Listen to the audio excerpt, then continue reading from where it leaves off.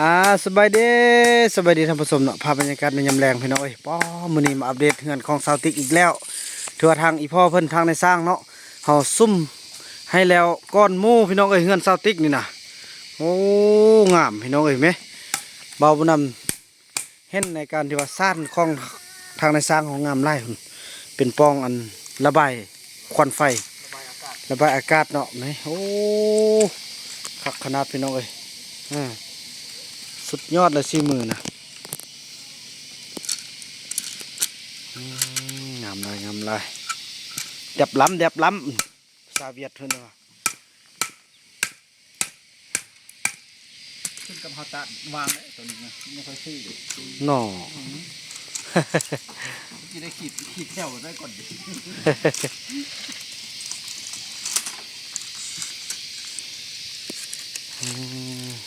ลูกดิย่อมเนี่ยสันหลายซองนี่บ่เป็นหลายคัดกันยังพิษ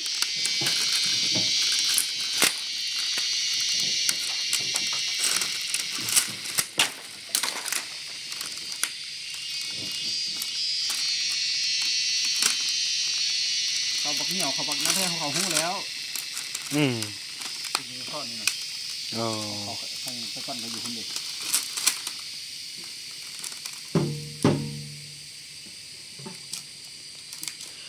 เหนียวบ้านคนใส่นะ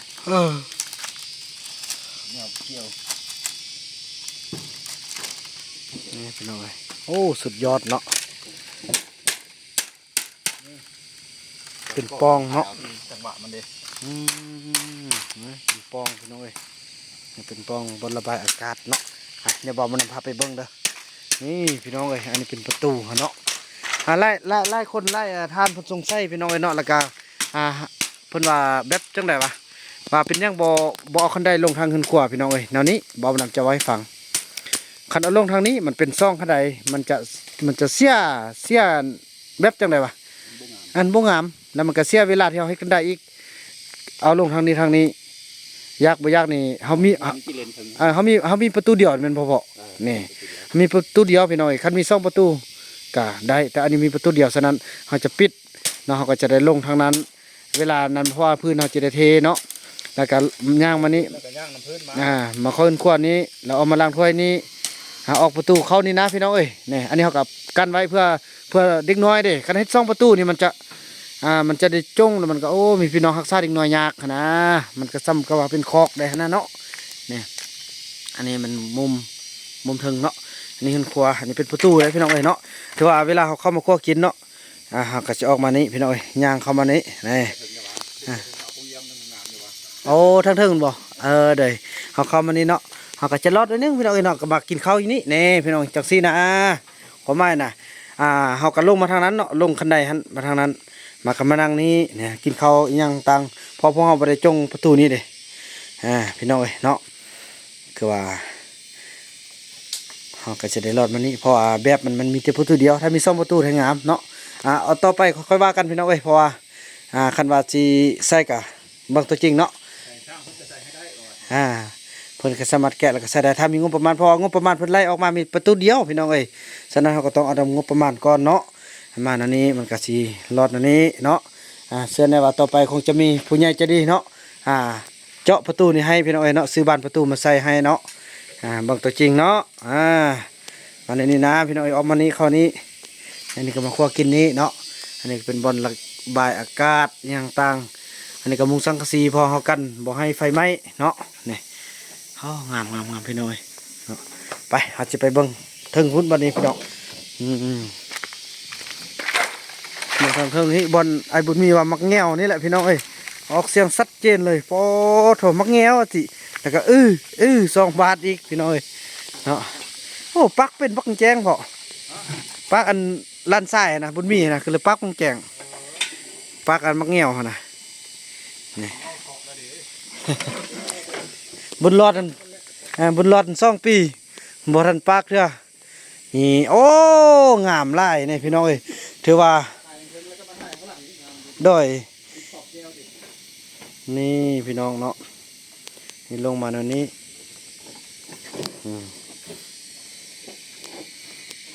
นี่มาแนวนี้บนรถกับสิย่างสบายนี่พี่น้อง อย่างสบายนี่สุดยอดเลยนี่อันนี้ก็เป็นคันว่าลงทางนี้หัวมันสิต่ำนั่นนี่นะพี่น้องเพื่อบ่อยากให้อันลงหั้นนะนี่เห็นบอกเที่ยงหน้าเลยเนาะเราจะกันทุกอย่างเพื่อบ่ให้มันเกิดอุบัติเหตุพี่น้องเนาะนี่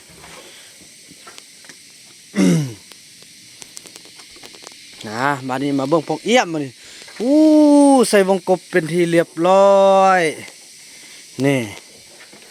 อู้งามงามนี่กระโดดสำเร็จแล้วพอเนาะเอาบานประตูมาใส่แล้วได้เนาะนี่โอ้หุ่นนั่นพี่น้องเอ้ยโอ้งามกว่านี้บ่มีอีกแล้วพี่น้องเอ้ยเนาะนี่หุ่นเนาะเดี๋ยวเนาะ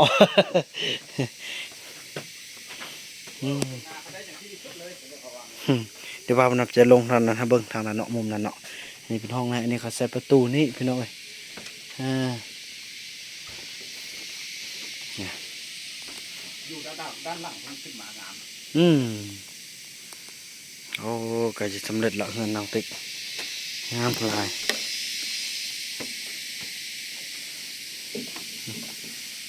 กึบกึบกึบกึบมาเบิ่งด้านหลังบ้านนี้ด้านหลังเด้อนี่เนาะสุดยอดรีวิวเฮือนซาวติ๊กคุณพี่น้องไอ้ป้าโถสุดยอดเนาะ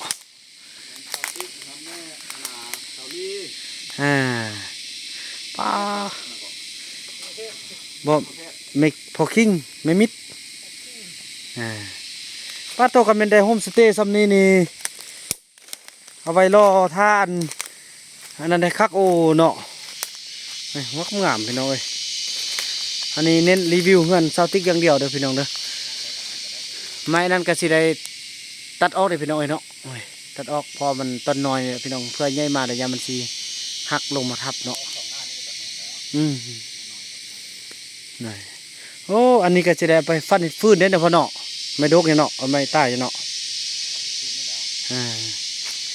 เอ้ยงอรับแล้วให้ก็พอต้องเรื่องนี่เว้ย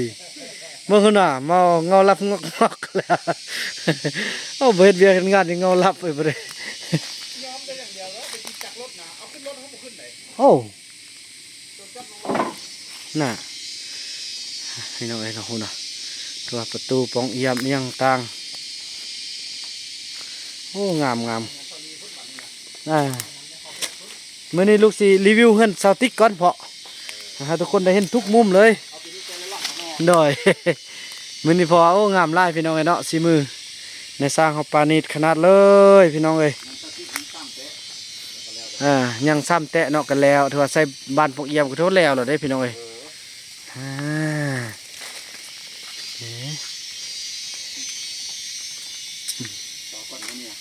โดยดึกอันค่ำแล้วพ่อเอ้ย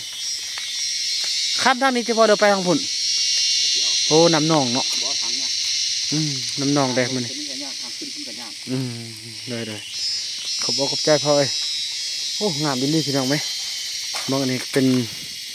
มันขึ้นน้ำขอบเป็นขอบนะครับมันเป็นแม่นแหละใส่ครอบเลยพวกงามพี่น้องเลยโถสุดยอดเนาะ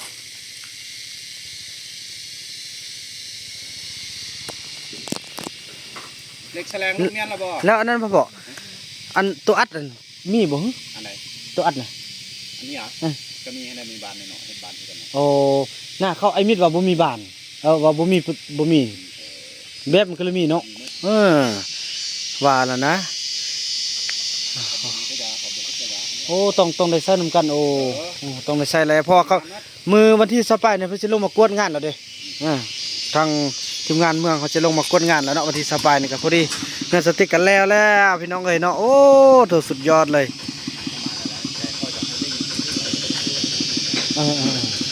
แม่นแหละมาแล้วก็เบิ่งกันว่าว่าเรื่องเงินนั่นแหละเป็นวัตถุมันก็ต้องได้ใช้วัสดุมันใช้เงินเนาะ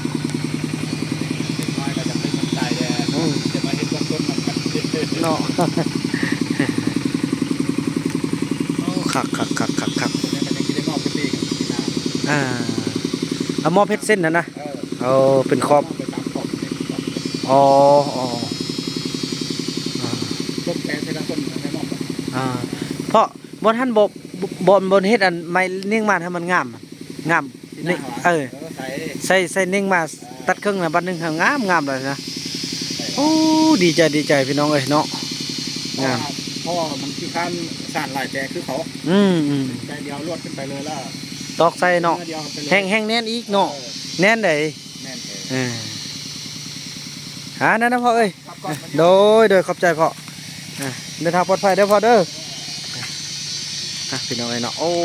โถสุดยอดเลยเงินเซาติกเนาะถือว่าจังสั้นเลยพี่น้องเนาะคลิปนี้บ่าวบุญนำขออนุญาตจบคลิปกันซ้ำนี้ก่อนพี่น้องเอ้ย